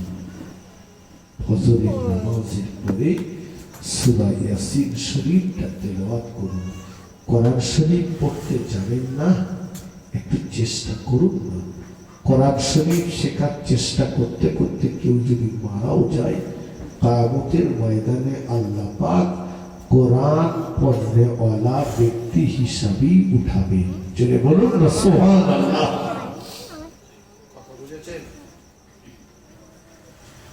আর নামাজ, রোজা, হজ, যাকাত, দান, সাদকা, তাসবিহ, তাহলিল যাই করে অন্তরটা পরিষ্কার করে। কথা বুঝাইনি? ইন্নাল্লাহা লা ইয়ানজুরু ইলা সুওয়ারিকুম ওয়ালাকিন ইয়ানজুরু ইলা কুলুবিকুম ওয়া আমালিকুম। আল্লাহ কোন মানুষের বাহ্যিক আবরণটা দেখেন না, আল্লাহ দেখেন মানুষের অন্তরটা এবং তার আমলটা। অন্তরটাকে পরিষ্কার করুন। আসুন, কি বললাম? 3টে আমল করতে হবে। 3টে আমল, 3টেই কিন্তু নামাজের সঙ্গে। অতএব আগে দরকার নামাজটা পড়া। আমি সকলের কাছে বিনয়ের সঙ্গে অনুরোধ করব, 5 ওয়াক্ত নামাজটা আদায় করুন। মায়েদেরকে বলবো, আপনারা নামাজি হয়ে যান, বাচ্চাগুলোকেও নামাজের জন্য তাগিদ দেন, ওদেরকে নামাজের কথা বলুন। আল্লাহ নবী বললেন, সাহাবারা, ও আমার সাহাবীরা, এই 3টে আমলের সঙ্গে সঙ্গে তোমরা তোমাদের জীবনে 3টে গুণ অর্জন করো। 3টে আমলের সঙ্গে সঙ্গে তোমরা তোমাদের জীবনে 3টে গুণ অর্জন করো। 1 নম্বরে, তোমরা তোমাদের আব্বা মায়ের সঙ্গে নরম ব্যবহার করো। আল্লাহ নবী বললেন, আব্বা মায়ের সঙ্গে নরম ব্যবহার করো। 2 নম্বরে, দুনিয়ার গরিব মানুষ যারা, ওদের সঙ্গে তোমরা নরম ব্যবহার করো। 3 নম্বরে, আল্লাহ নবী বললেন, তোমার অধীনস্থ মানুষ যারা, ওদের সঙ্গে তোমরা নরম ব্যবহার করো। এই 3টে গুণ যদি অর্জন করতে পারো, তোমাদের মরণটা হবে অত্যন্ত সহজ মরণ। কেমন মরণ হবে? আল্লাহ নবী বলেছেন, সন্তান মায়ের কোলের ভিতরে শুয়ে মায়ের স্তনে দুধ পান করতে করতে সন্তান যখন ঘুমিয়ে যায়, তোমাদের মরণটা হবে ওই রকম আসানের মরণ। জোরে বলো সুবহানাল্লাহ। আর একটু জোরে বলো সুবহানাল্লাহ। আল্লাহুম্মা সাল্লি আলা সাইয়্যিদিনা মাওলানা মুহাম্মদ ওয়া আলা আলি সাইয়্যিদিনা আমার ভাইয়েরা, বাবাজিরা, তিনটে গুণের ভিতরে একটা গুণের কথা একটু বলবো, বক্তব্য ছাড়বো। এক নম্বরে বলেছে, তোমরা তোমাদের আব্বা মায়ের সঙ্গে নরম ব্যবহার করো। আজকে আমি বলছিলাম, অনেক ছেলেরাই আছে তারা তাদের মা বাপের খিদমত করে না, মা বাপকে ভাত দেয় না, মাকে মা বলে ডাকে না, বাপকে সম্মান করে না। কথা বোঝেননি? মসজিদের আগের কাতার দখল করেছে, মাথায় টুপি, মুখে দাড়ি, ফেস কাটিং খুব ভালো করেই বেড়াচ্ছে। খোঁজ নিলে দেখা যাবে মা বাপের সঙ্গে সম্পর্ক নেই। কথা বুঝেছেন? আল্লাহ রাসূল বলেছেন, হুমা জান্নাতুকা ওয়া নারুক, মা বাপ তোমাদের জন্য আল্লাহ পাকের দয়ার জান্নাত, আর মা বাপ তোমাদের জন্য আল্লাহ পাকের আযাবের জাহান্নাম। আজকে ভাই, তার জনম দুঃখিনী মা চলে গেছে, তার জন্য সব রেসানি করছে। বাবা, মা যার নেই তার পাহারাদার নেই। কথা ঠিক কিনা? মা যার নেই তার খোঁজ নেওয়ার মানুষটুকু নেই। মায়ের দোয়া আর আল্লাহ পাকের আরশে আজিমের মাঝখানে কোনো পর্দা থাকে না। ওই দোয়াটা আল্লাহ পাকের দরবারে কবুল হয়ে যায়। সুবহানাল্লাহ বলে। দোয়া নেবে তো মায়ের দোয়া না। মা বাপকে ভাত দেয় না, খালি হুজুরির পা টিপে বেড়াচ্ছে। হ্যাঁ, দোয়া নেবে তো মা বাপের দোয়া না। কি মনে হচ্ছে? বুড়ো মা, বুড়ি মা, বুড়ো আব্বা, ওদের দোয়া কাজে লাগবে না? ওরা মুখ দিয়ে যদি ওফ করে, এটাই তোমার জন্য একটা কঠিন বিপদের সংকেত। মনে রেখো, কষ্ট দিও না ওদেরকে। আল্লাহ পাকের নবী হযরত মুসা আলাইহিস সালাম আল্লাহ পাককে বললেন, আল্লাহ, জান্নাতে প্রত্যেকটা নবীর একটা করে বন্ধু হবে, আমার বন্ধু কে হবে? আল্লাহ পাক বললেন, ও নবী মুসা, তোমার বন্ধু হবে ও কসাইদার। কসাইদার আমার বন্ধু? কি আমল করেছে কসাইদার? মেহমান হলেন তার বাড়ি, গোস্তগুলো টুকরো টুকরো করে কুচি করে বাড়িতে নিয়ে গেছে, নিজে হাতে রান্না করলো। আল্লাহ নবী মুসা আলাইহিস সালামকে বসতে দিয়ে নিজে হাতে রান্না করলেন। নিজে হাতে রান্না করে জনম দুঃখিনী মাকে গালে তুলে তুলে খাইয়ে দিলেন। জনম দুঃখিনী মাকে খাইয়ে দিয়ে, মাকে শুনিয়ে দিয়ে জনম দুঃখিনী মাকে বললেন, আম্মা জান, বাড়িতে মেহমান এসো, এবারে আমি মেহমানদারি করতে যাই। মা জননী বালিশে মাথা রেখে আল্লাহ পাকের দরবারে ফরিয়াদ করতে লাগলেন, আল্লাহ, আমার সোনার মানিক আমার জন্য যা করেছে, আমি আমার সোনার মানিকের উপরে খুশি হয়ে গিয়েছি। আল্লাহ, আমার সোনার মানিককে জামানার নবী মুসার সঙ্গে জান্নাত নসিব করবে। মুসা নবী বলছে, আর মেহমানদারি করতে হবে না, চলে যাচ্ছি। কেন গো? বলছে, আমি আসলেই জানতে এসেছিলাম যে আল্লাহ আমার সঙ্গে তোমাকে কোন বলে, কোন আমলের বিনিময়ে বানিয়েছে। শোনো, অন্য কিছু না, ওটা হয়েছে তোমার মায়ের দোয়াই। জোরে বলুন না সুবহানাল্লাহ। আল্লাহর ওলি বাইজিদ বুস্তামি রহমাতুল্লাহ আলাইহি 20টা বছর ধরে জঙ্গলে ইবাদত করেছে। বাইজিদ বুস্তামি হুজুরের আম্মা অসুস্থ। বাইজিদ বুস্তামি হুজুর বলছে, আম্মা বলল, বাইজিদ, আমি শুয়ে পড়ছি বাবা, তুমি যখন শোবে আমার মাথার দিকে একটা পাল্লা বন্ধ করে দেবে, জানালার পাল্লা একটা বন্ধ করে দেবে। জনদুঃখিনী মা যে এসে বললেন,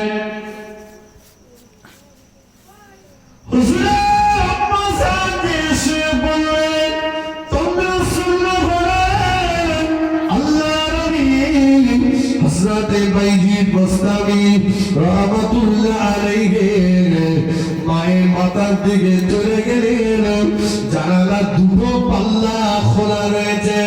চিন্তা করলেন আম্মার কাছে জিজ্ঞাসা করা হলো না, জানালার কোন পাল্লাটা বন্ধ করব। আল্লাহর ওলি হযরত বাইজিদ বুস্তামি রাহমাতুল্লাহ আলাইহি জানালার একটা পাল্লা বন্ধ করলেন। পাল্লাটা বন্ধ করে জানালার ওই পাল্লার দিকে পিঠটা দিয়ে জনদুঃখিনী মায়ের দিকে মুখটা ঘুরে ফ্যাল করে চেয়ে আছেন। আমার আম্মার কোনো কষ্ট হচ্ছে কিনা, আমার আম্মার কোনো অসুবিধা হচ্ছে কিনা। বেশ কিছুক্ষণ রাগাবার পরে আবার বাইজিদ বুস্তামি রাহমাতুল্লাহ আলাইহি জানালার অপর পাল্লাটা বন্ধ করলেন।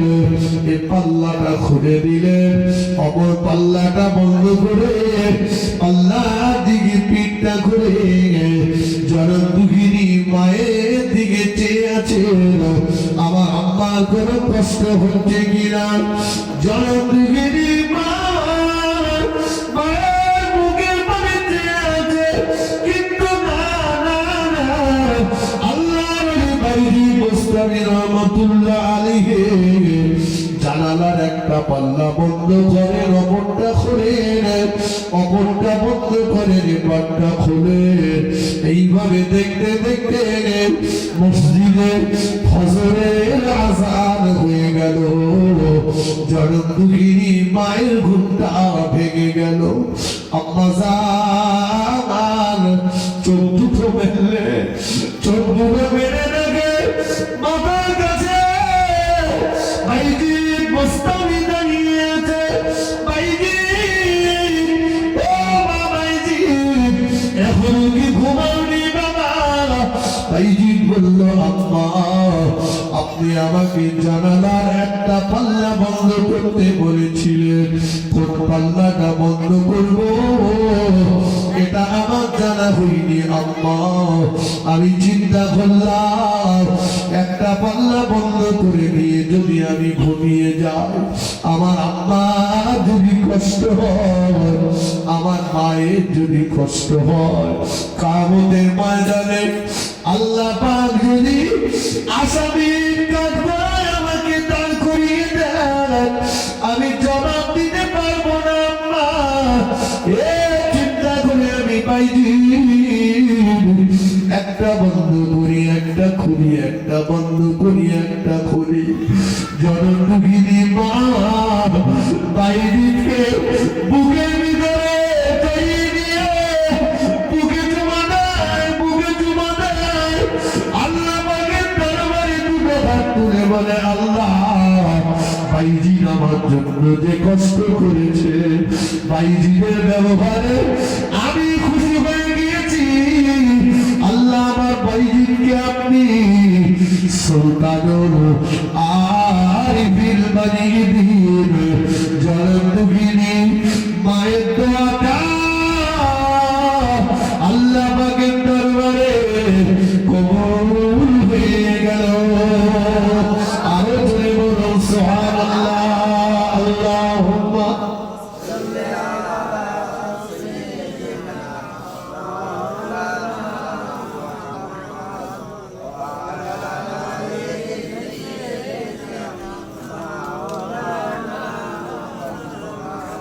বুকেতে ডাকি মা আর বুকেতে রাখি মা,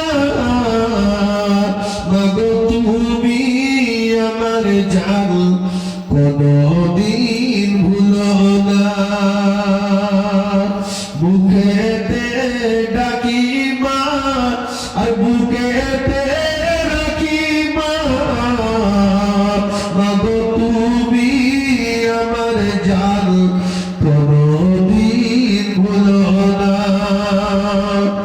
10 মাস 10 দিন গর্ভে রেখেছিলে যে ধরে বহু কষ্ট করে ও মা ভুবনে পাঠালে সেই মায়ের আঁচলে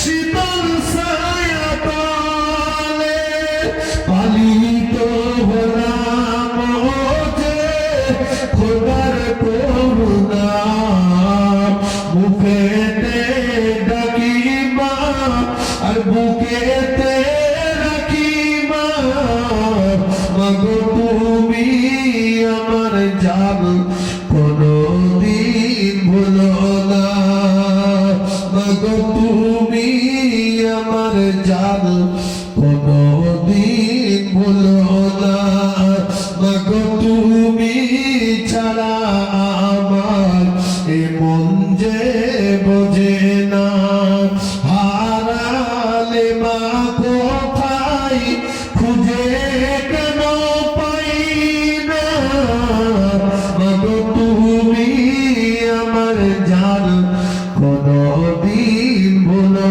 না আল্লাহুম্মা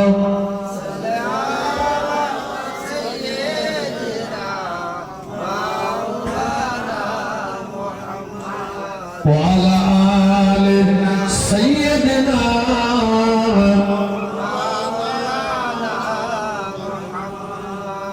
আমার ভাইয়েরা বলেছিল মায়ের ঋণ কখনোই শোধ করা যাবে না যাবে কি আল্লাহ রাসূল বলেছেন তুমি যদি তোমার শরীরের চামড়াটাকে ছাড়িয়ে ছাড়িয়ে তোমার জনম দুঃখিনী মায়ের পায়ের জুতা বানিয়ে দাও মা ওই জুতো পায়ে দিয়ে হাঁটবে তোমার শরীরের চামড়া গজাবে মায়ের জুতা ছিঁড়ে যাবে তুমি আবার তোমার শরীরের চামড়া দিয়ে জুতা বানাবে কিন্তু না তুমি তোমার মায়ের ফোঁটা দুধের ঋণও আদায় করতে পারবে না ছেলের টাকা হয়েছে ছেলে বলছে মা তুমি বলো কত টাকা দুধ খেয়েছে আমি ঋণ শোধ করে দেবো কথা বুঝতে পারেনি মা বলছে কচি তুই যাই দক্ষিণ ভেবিয়া বাজার থেকে একটা আম কিনে নিয়ে আয় ওই আম দিয়ে তো ঋণটা শোধ করে দেবে এখন ছেলে একটা পাকা আম কিনে নিয়ে এসে বলছে মা দাও ঋণটা শোধ করে দাও মা বলছে ছেলে কচি তুই রাত্রিবেলা খাওয়া দাওয়া করে এই আমটা তোর বুকের উপরে করে নিয়ে শুবি এখন ও খাওয়া দাওয়া করে আমটা বুকের উপরে করে নিয়ে শুয়েছে ও শুয়েছে তো ঘুমিয়ে গেছে আমটা পড়ে পিঠের তলায় পড়ে ল্যাপটা চ্যাপটা হয়ে গেছে মা দেখেছে দেখে মা বলছে কচি রে ও আম দে ছেলে উঠে দেখে যে সে আম তো পিঠের তলায় পড়ে সব ল্যাপটা চ্যাপটা হয়ে গেছে বলছে আম্মা আজকে আর হবে না কালকে দেব মা বলে তোর শরীরের একটা অঙ্গ দেখা যখন তুই আমি তোর মা আমার পাশে আমার বুকের উপরে শুয়েছিলি তোর শরীরের একটা অঙ্গ দেখা যেটা আমি তোর মা আমার পিঠের তলায় পড়ে নষ্ট হয়ে গেছে তুই একটা আম তোর মায়ের জন্য পাহারা দিতে পারলি না তুই কি করে তোর মায়ের ঋণ শোধ করবি কথা বুঝেননি মায়ের ঋণ শোধ হবে না মা বাপের খেদমত করো মা বাপের সেবা করো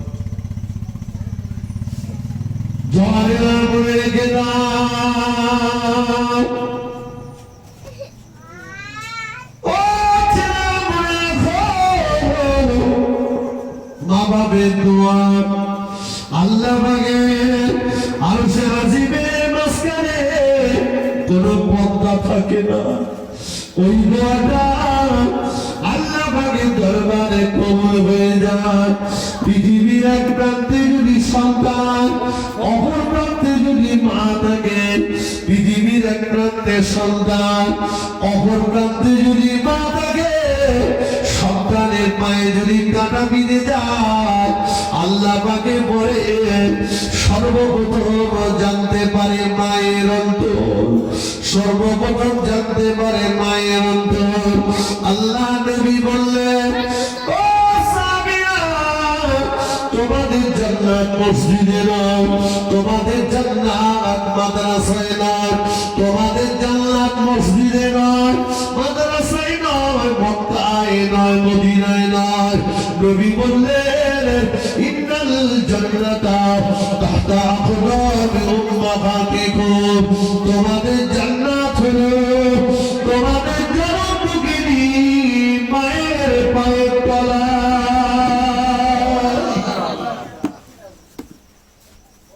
কোথায় যাচ্ছ? খালি নারায়ে তাকবীর, হুজুর কেবলা জিন্দাবাদ। খোঁজতে দেখো মারিকে মাপ ধরে মারতেছে। তোর কবরে দুপুরি মাছ পড়বে, মরে দেখ, তোর হুজুর বাঁচাতে পারবে না। কথা বুঝতে পারনি?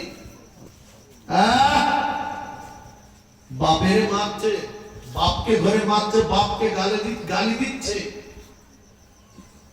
আরে বাবা রে, আমার হুজুরের কাছে যে আচ্ছা ছালে বালি কোন, আরে বাপ যদি তোর প্রতি অসন্তুষ্ট থাকে, তোর 10টা হুজুর বিশ্বাস যদি তোর কবরের পাশে বসিয়ে রাখিস, আমি জোনায়েত বলে যাচ্ছি, তোর কবরে বাস পড়া বন্ধ হবে না।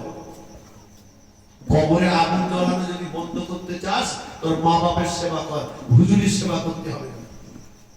কথা বলতে পারিনি? মা বাপের চাইতে বড় হুজুর আর কেউ নেই, মা বাপের চাইতে বড় পীর আর কেউ নেই। আল্লাহ নবী বলেছেন, মা বাপের মুখের মানে তাকালে আল্লাহ পাক মকবুল হজের সওয়াব লিখে দেন। জোরে বলুন না সুবহানাল্লাহ। মা বাপের মুখের মানে তাকালে মকবুল হজের সওয়াব লিখে দেন। হ্যাঁ, জলকরের প্রথম বাগদা নিয়ে যাচ্ছে, বলে আমার হুজুর কাছে, আর মা বাপের জন্য আনছে পিড়ি মাল, মাল ধরে গেছে তাই আনতেছে। 100 গ্রাম চিংড়ি মাছও মা বাপের দেয়, বুঝতে পারেননি, হুজুর খাওয়াচ্ছে।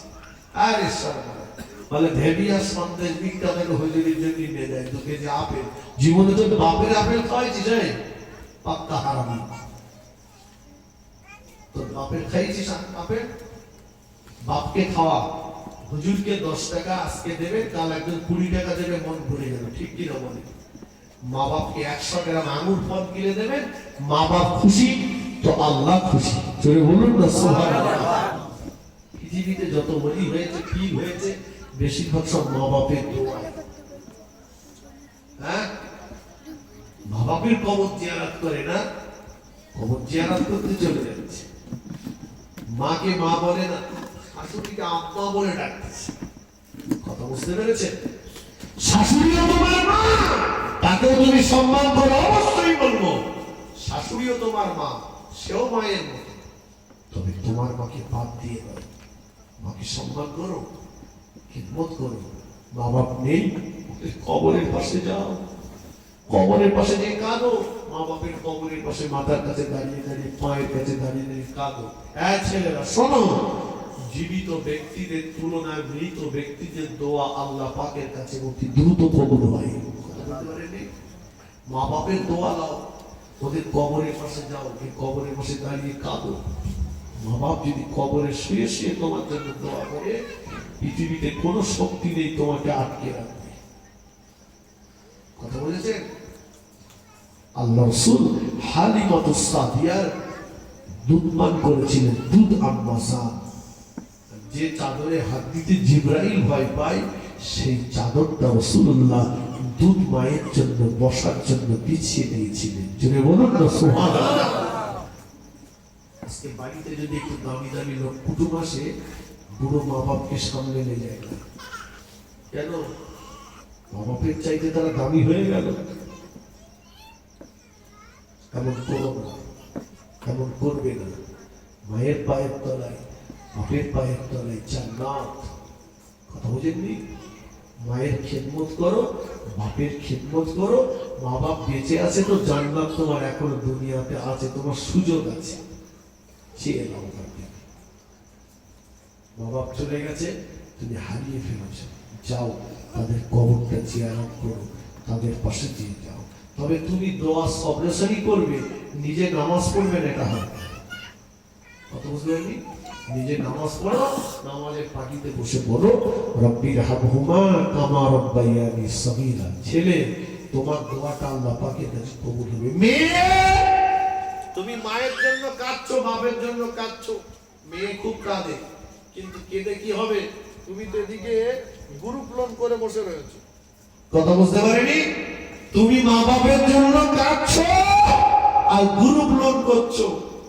তোমার আব্বা তোমাকে অনেক কষ্ট করে মানুষ করেছে, বড় করেছে, অনেক কষ্ট করে তোমাকে মানুষ করেছে, বড় করেছে। জানো, তোমার আব্বা তোমাকে বিয়ে দিয়েছে, তার সাধ্য মতো চেষ্টা করে করে উপযুক্ত একটা পাত্র দেখে তোমাকে বিয়ে দিয়েছে। তুমি শ্বশুর বাড়িতে আছো, তোমার আব্বা মা তোমার জন্য বাড়িতে বসে বসে তোমার চিন্তায় বিভোর হয়ে থাকে। আমার কচি ভালো আছে তো, আমার কচি সুখে আছে তো, কথা ঠিক কিনা? এই কথা ঠিক কিনা বলে? তোমার আব্বা মা সারা জীবন তোমার চিন্তা করেছে। তুমি কিয়ামতের ময়দানে তোমার আব্বা মাকে আসামি দাঁড় করালে, তুমি স্বামীর সেবা করো। তাই বলেই নয়, স্বামী যদি তোমাকে হারাম কাজে আহ্বান করে, তুমি স্বামীর ওই দাবিটা প্রত্যাখ্যান করতে পারো, তার জন্য তোমার গুনাহ হবে না। স্বামী তোমাকে পরপুরুষের সামনে যেতে বলেছে, মেলায় যেতে বলেছে, ফাংশনে যেতে বলেছে, গ্রুপ লোন করতে বলেছে, তুমি যদি ওটাকে প্রত্যাখ্যান করো, তাহলে তোমার তার জন্য গুনাহ হবে না।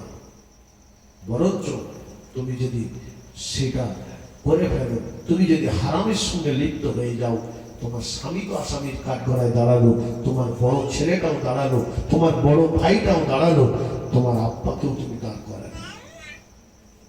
কথা বুঝতে পারেননি? আল্লাহ নবীর কলিজা টুহুরি মেয়ে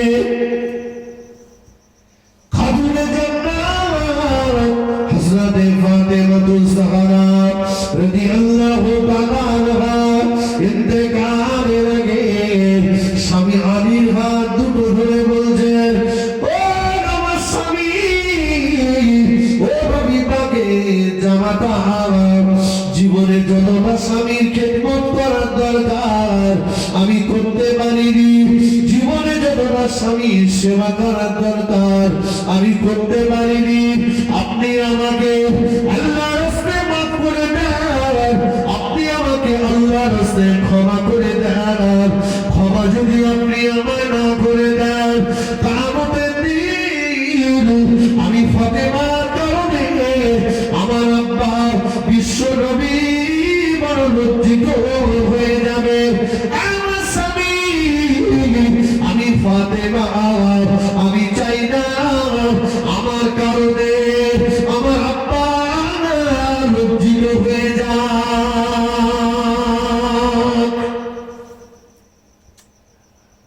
বিশ্ব নবীর মেয়ে নবীর চিন্তা করছে, ফাতেমা বলছে আমার কারণে আমার আব্বা লজ্জিত হোক, আমি চাই না। বাপ মরে গেছে, তুমি গিয়ে হাও মাও করে কাঁদতেছো। কান্নাটাই ভালোবাসার একমাত্র লক্ষণ নয়। কান্নাটা করো, তোমার হৃদয়ে খাঁটি মহব্বত থাক। তোমার আব্বা তোমাকে যে জিনিস শিক্ষা দিয়েছে, তুমি নামাজ পড়ো, তুমি পর্দার ভিতরে থাকো, স্বামীর সেবা করো, তুমি কোরআন শরীফ পড়ো, আল্লাহর কাছে দুটো হাত তুলে নামাজের পাটিতে বসে তোমার আব্বা মায়ের জন্য দোয়া করো। কথা বুঝতে পারেননি? এমন কাজ করো না যে কাজের জন্য তোমার আব্বাকে আসামির কাঠগড়ায় দাঁড়াতে হয়, এই কাজটা করো না। তোমার আব্বা তোমার জন্য অনেক মেহনত করেছে। আজকে লজ্জার সঙ্গে বলতে হয়, আমাদের ঘরে আমাদের সমাজে পর্দা নেই, পর্দা নেই, শেষ হয়ে গেছে। পর্দা এখন ফ্রিজে, পর্দা আলমারিতে, পর্দা শোকেজে। কথা ঠিক কিনা বলে? যেখানে পর্দা দেওয়ার দরকার ছিল তারা সব বাজার করছে, সব বাজার করছে, সব বাজারে। ভেবিয়ার বাজার দেখুন, দক্ষিণ ভেবিয়ার বাজার দেখুন, কাপড় চোপড়ের দোকানগুলো দেখুন, সব মেয়েরাই দোকান মার্কেটিং করছে, ওরাই কেনাকাটা করছে। আর বাজার করতে না গেলেও এখন বাজার সব বাড়ি বাড়িতে আসছে। কথা ঠিক কিনা? ফেরিওয়ালা সব বাড়ি বাড়ি চলে আসছে, ঘরের বেপর্দা হয়ে গেছে। আমি মায়েদেরকে বলবো, আপনার প্রতি আমার কোনো রাগ নেই, আপনি আমার বোনের মতো, আপনি আমার মায়ের মতো, আপনার প্রতি আমি রাগ খুব করে বলছি না। কোন মেয়ে যখন বেপর্দা বেহায়াপনা অবস্থায় রাস্তায় পার হয়, দুষ্টু এই বেগনা পুরুষের বদ নজর পড়ে যায়। কথা বুঝতে পারেননি? বদ নজর, যেমন জেনের বদ নজর পড়ে, কুদৃষ্টি পড়ে, জেনের আসর পড়ে, বলে না? ঠিক ওই রকম বেগনা পুরুষের বদ নজর যখন কোন মহিলার উপরে পড়ে, তার ওই বাচ্চা ধারণ করার ফ্রেমে জং ধরে যায়, মরিচিকা ধরে যায়, ওই ফ্রেমে আর ভালো বাচ্চা জন্ম নিতে পারে না। কথা বুঝতে পেরেছেন? এজন্য আমার মায়েদেরকে, আমার বোনেদেরকে আমি হাতে নয় পায়ে ধরে বলে যাব, পর্দার ভিতরে থাকুন। একের পর এক মানুষ চলে যাচ্ছে, কত তরুণ তাজা নওজওয়ান যুবক চলে যাচ্ছে, কথা ঠিক কিনা বলুন? কে কখন কার কখন ডাক এসে যাবে, চলে যেতে হবে। মা বোন, পর্দার ভিতরে আসুন, একটু নামাজ পড়ুন, নামাজ পড়ুন। সংসার আপনার গরিব হয়েছে তো কি হয়েছে, অল্পতে সন্তুষ্ট হন, স্বামীকে বোঝান। স্বামী স্ত্রী দুজনা অনেক বাড়িতে তো দেখছি কাজ কাম করছে, এটা তো নাজায়েজ হারাম না, অবশ্যই করুন। খেটে কষ্ট করে সংসারটা চালান, কিন্তু লাথি মারুন ওই গুরুগুলোনে, ওটাকে ছেড়ে দেন, বাদ দেন যে আমি হারাম টাকা নিয়ে বড় হতে চাই না, অল্পতে আমি সন্তুষ্ট হতে চাই। কথা বুঝেননি? টাকা যার যত বেশি, হিসাবও তার তত বেশি। টাকা যার যত বেশি, হিসাবও তার তত বেশি। আল্লাহ রাসূল মসজিদে নববী শরীফে বসে একজন সাহাবাকে ডাকলেন, ডেকে ওই সাহাবীকে আল্লাহ রাসূল 100 টাকা দিলেন। কত দিলেন? 100। সেই সময় 100 টাকার কত মূল্য বুঝতে পারছেন? ওই মজলিসে আল্লাহ রাসূলের জামাতা হযরত আলী রয়েছে। হযরত আলী কাররামাল্লাহু ওয়াজহু মনে করছেন যে 100 টাকার পরে বেশিটা মনে হয় আমি যেহেতু জামাই। আল্লাহ নবী আরেকজনকে ডাকলেন, 70 টাকা দিলেন। আল্লাহ নবী আরেকজন সাহাবীকে ডাকলেন, 50 টাকা দিলেন। আল্লাহ নবী আরেকজনকে ডাকলেন, 30 টাকা দিলেন। সকলের শেষে আল্লাহ নবী হযরত আলীকে ডাকলেন। হযরত আলীকে ডেকে আল্লাহ নবী হযরত আলীর হাতে মাত্র 3 টাকা দিলেন। কত দিলেন? 3 টাকা। আলীর মন খারাপ, আমি 3 টাকা পেলাম, মন খারাপ। যাই হোক, মনটা খারাপ করে রাসূলুল্লাহ দরবার থেকে বার হচ্ছে, একটা ভিখারি এসে হাজির হয়ে গেল। ও নবী পাকের জামাতা আলী, আল্লাহ নবীর কাছ থেকে তো কিছু পেয়েছেন, আমাকে কি কিছু দেবেন? হযরত আলী ওই ভিখারিকে 1 টাকা দান করে দিলেন। কত আছে? 2 টাকা। ওই 2 টাকা নিয়ে হযরত আলী মদিনার বাজারে চলে গেলেন। মদিনার বাজারে গিয়ে ফাতেমার জন্য, ইমাম হাসান হুসাইনের জন্য 1 টাকার বাজার করলেন। 1 টাকা পকেটে করে বাড়ি দিয়ে যে ফাতেমাকে যে বললেন, ও নবীর নন্দিনী ফাতেমা, আজকে বিশ্ব নবী কাউকে 100 টাকা, কাউকে 70 টাকা করে, কাউকে 50 টাকা করে দিল, কাউকে 30 টাকা দিল। আমি নবীর জামাতা, আর নবী আমাকে মাত্র 3 টাকা দিল।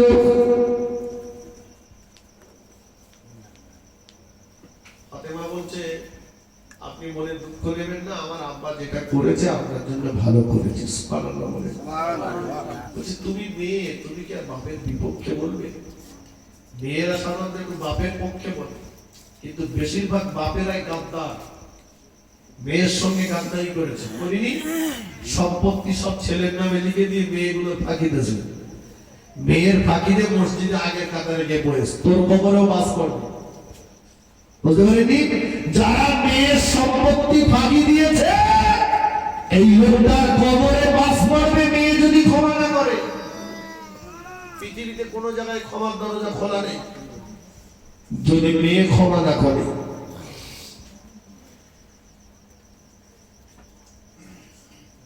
আলী বলছেন তুমি তো মেয়ে, তুমি বাপের পক্ষেই বলবে।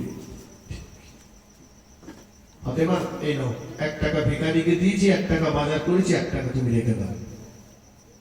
হযরত আলী পরের দিন মসজিদে নববীতে চলে গেলেন। আল্লাহ রাসূল আসরের নামাজের পরে বললেন, শোনো, যাদের টাকা দিয়েছিল বসে যাও। আল্লাহ রাসূল যাকে 100 টাকা দিয়েছিলেন বলছেন, বলো 100 টাকার হিসাব দাও, কি করেছো টাকা নিয়ে? হিসাব দিলেন, 100 টাকার হিসাব অনেক লম্বা হয়ে গেল। হযরত আলী মনে মনে করছে, আমার কাছে যদি হিসেব চায় আমি তো যাবার হয়ে যাব। 70 টাকার হিসাব 100 টাকার চাইতে কম হলো, 50 টাকার হিসাব আর একটু কম, 30 টাকার আর একটু কম। সবার শেষে নবী হযরত আলীকে ডাকলেন, আলী এসো। আল্লাহ নবী চোখ দিয়ে টপ টপ করে পানি প্রসার করিয়ে যায়।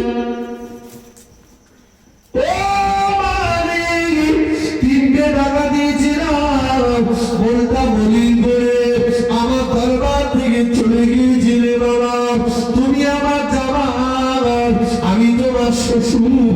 তুমি আমার জামাই, আমি তোমার শ্বশুর।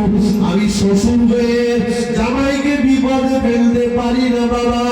শোনো বাবা আলী, 100 টাকার হিসাব বড় লম্বা, 50 টাকার হিসাব একটু কম, 30 টাকার হিসাব আরো কম, 3 টাকার হিসাব সকলের চাইতে কম।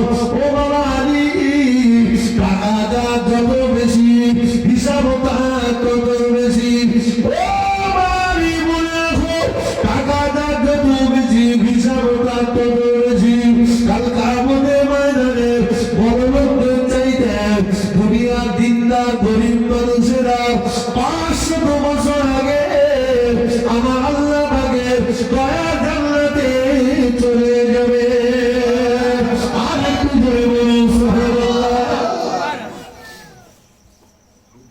টাকাওয়ালাদের চাইতে গরিব মানুষেরা 500 বছর আগে জান্নাতে যাবে। অতএব টাকা একটু কম হোক, হালাল পন্থাই হোক। ভাইয়েরা আমার, আল্লাহ আমাদের সবাইকে বলা শোনার চাইতে বেশি বেশি আমল করবার তৌফিক দান করেন। বলুন আল্লাহুম্মা আমিন। সকলে আসো, বিশ্ব নবীর সালাম করিয়া নবী।